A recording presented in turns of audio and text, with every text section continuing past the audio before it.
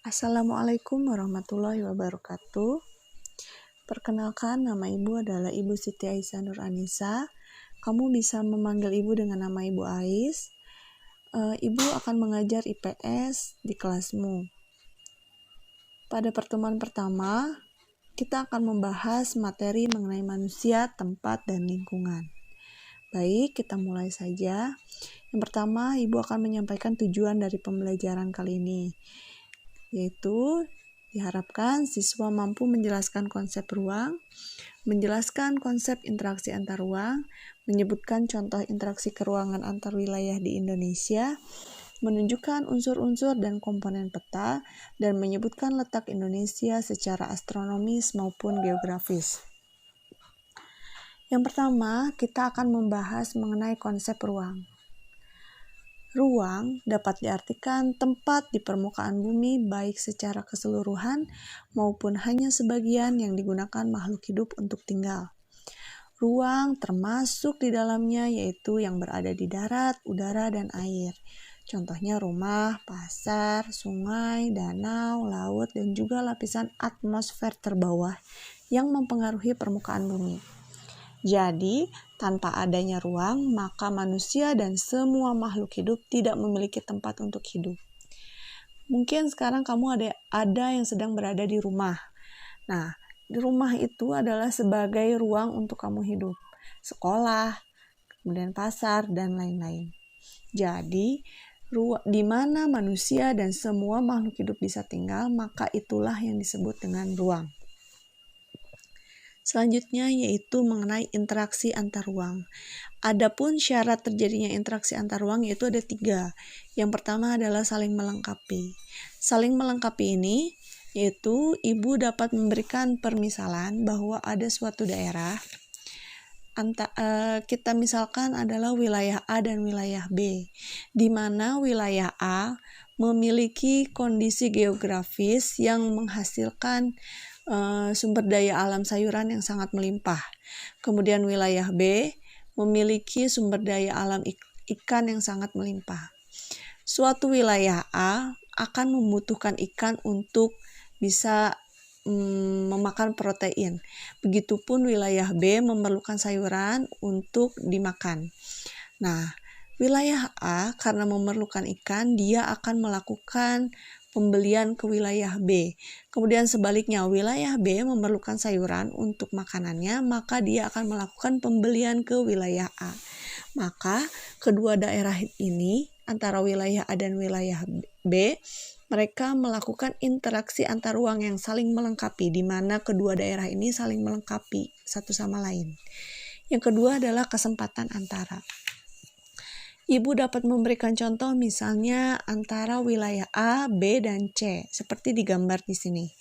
Wilayah A, B, dan C masing-masing memiliki kelebihan dan kekurangan. Wilayah A memiliki surplus sayuran atau memiliki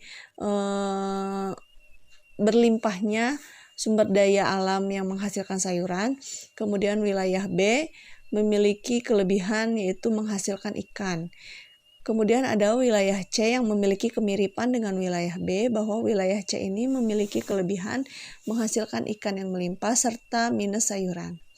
Kemudian, pada biasanya wilayah A membeli ikan ke wilayah B, namun kemudian diketahui ada wilayah C yang juga menghasilkan ikan.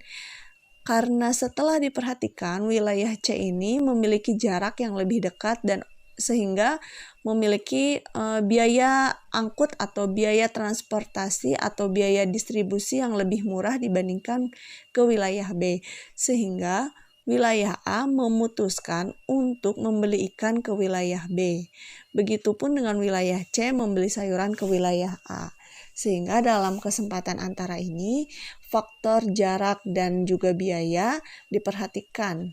Begitu. Kemudian yang ketiga adalah kemudahan transfer. Contohnya adalah seseorang akan menjual sayuran dari A ke B, namun jalan dari A ke B mengalami kerusakan, sehingga tidak bisa dilalui. Akibatnya, orang tersebut tidak jadi menjual sayuran ke B.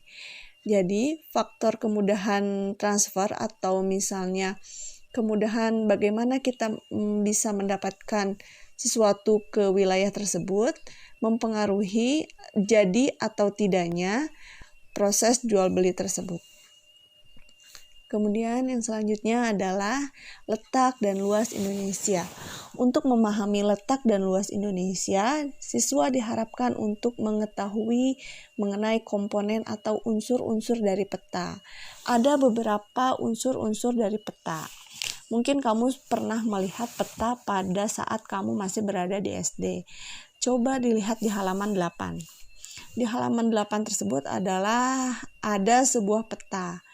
Ada beberapa komponen peta. Yang pertama adalah judul peta. Judul peta biasanya kamu dapat melihat di atas maupun di bawah peta. Biasanya misalnya di sini adalah kepadatan penduduk, yaitu peta Kota Surakarta tahun 2019. Kemudian selanjutnya adalah ada arah mata angin. Arah mata angin ini atau orientasi mata angin ini atau disebut juga orientasi utara ini biasanya menunjukkan bahwa peta tersebut menghadap utara, selatan, barat, atau timur. Di peta ini ditunjukkan bahwa peta tersebut menunjukkan ke arah utara dengan titik runcing yang harus diperhatikan seperti ini ya. Kemudian yang ketiga adalah simbol. Simbol itu berisi tentang simbol-simbol dari peta tersebut. Misalnya ada simbol garis merah atau simbol yang berwarna biru atau biru muda seperti di sini. Di simbol ini dapat diketahui bahwa wilayah tersebut misalnya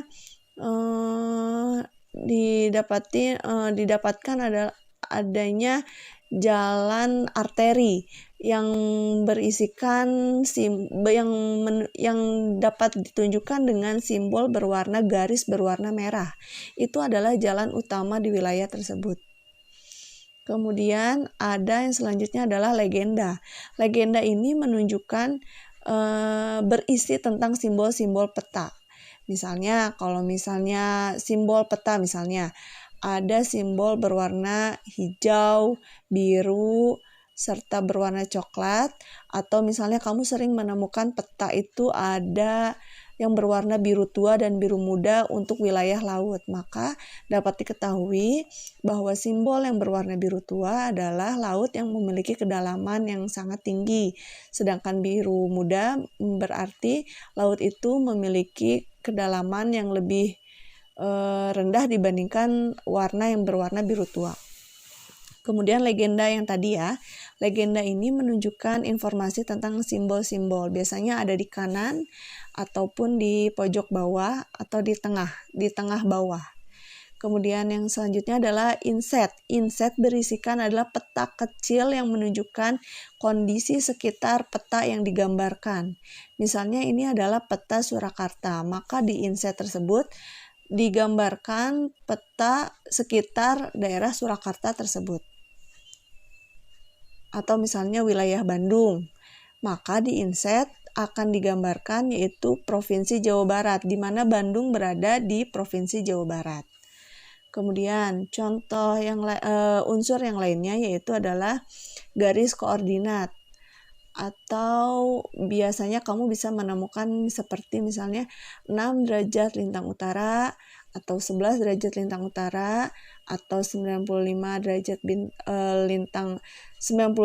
bujur timur dan 141 derajat bujur timur. Nah, itu merupakan garis astronomis. Garis astronomis itu kalau dalam peta kita bisa menemukan di garis di atas bawah, kanan, dan kiri.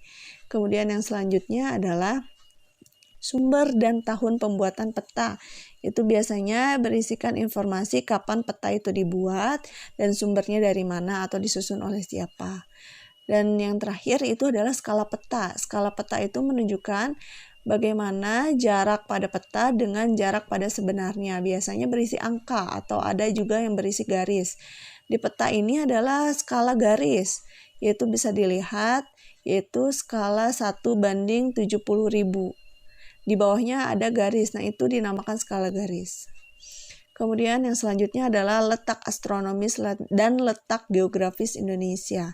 Letak astronomis Indonesia, kamu pernah mempelajarinya waktu SD, yaitu berada di antara 6 derajat lintang utara sampai 11 derajat lintang selatan, dan 95 derajat bujur timur sampai 141 bujur timur. Karena ditentukannya bahwa Indonesia ini berada pada 6 derajat lintang utara sampai 11 derajat lintang selatan, maka berdasarkan letak astronomi tersebut, Indonesia memiliki 3 pembagian waktu, yaitu WIB, WIT, dan WITA. Jadi dampak dari terdapatnya Indonesia pada lintang utara pada garis letak astronomis tersebut, maka Indonesia memiliki 3 pembagian waktu. Kemudian yang kedua adalah letak geografis wilayah Indonesia. Dapat diketahui kalau kamu memiliki peta di rumah bahwa Indonesia diapit oleh 2 benua, yaitu benua Asia dan benua Australia, serta Indonesia terletak di Samudra Hindia dan Samudra Pasifik. Karena letak geografisnya tersebut, Indonesia dipengaruhi oleh angin muson barat dan angin muson timur. Akibatnya, Indonesia mempunyai 2 musim, yaitu musim hujan dan musim kemarau. Kamu bisa menyaksikan pada saat ini di daerahmu sedang mengalami musim kemarau. Musim kemarau itu merupakan akibat dari terjadinya angin muson timur, di mana angin bertiup dari benua Australia menuju benua Asia, sehingga ketika melewati Indonesia terjadilah musim kemarau tersebut, atau berakibat Indonesia mengalami musim kemarau. Baik, mungkin sekian dulu untuk hari ini.